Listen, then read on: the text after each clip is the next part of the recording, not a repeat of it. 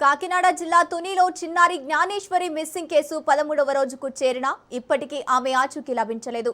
పోలీసులు విస్తృతంగా గాలింపు చర్యలు కొనసాగిస్తున్నప్పటికీ ఇప్పటి వరకు ఎలాంటి సమాచారం అందలేదు.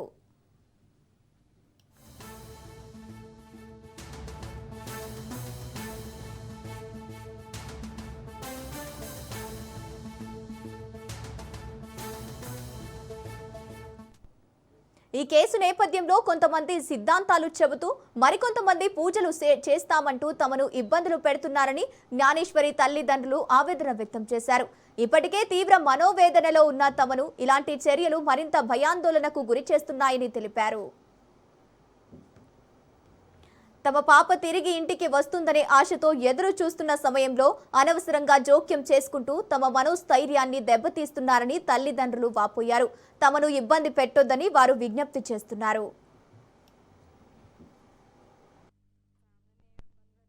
మొన్న ఆయన ఎవరో వచ్చారు సార్, ఆయన గద్వాల నుంచి వచ్చానని చెప్పారు.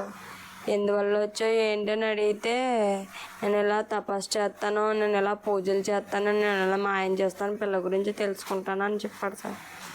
ఎస్సీ గారు కూడా అడిగితే నేను ఇలాగా ఇది చేస్తాను, నా తపస్సులో ఇది వరకు తెలుసుకుంటానంటే ఫ్యామిలీని ఏమి ఇబ్బంది పెట్టుకుంటే బయటని ఎక్కడైనా ఉండు అని చెప్పారు సార్. కానీ ఆయన ఎస్ఐ గారు వెళ్ళిపోయిన తర్వాత లోనికి వచ్చి మాతో 1 గంట కల్లా నేను పూజలు చేసి మాయలు చేసి ఇలా పాప వచ్చేస్తుంది అని చెప్పాడు సార్.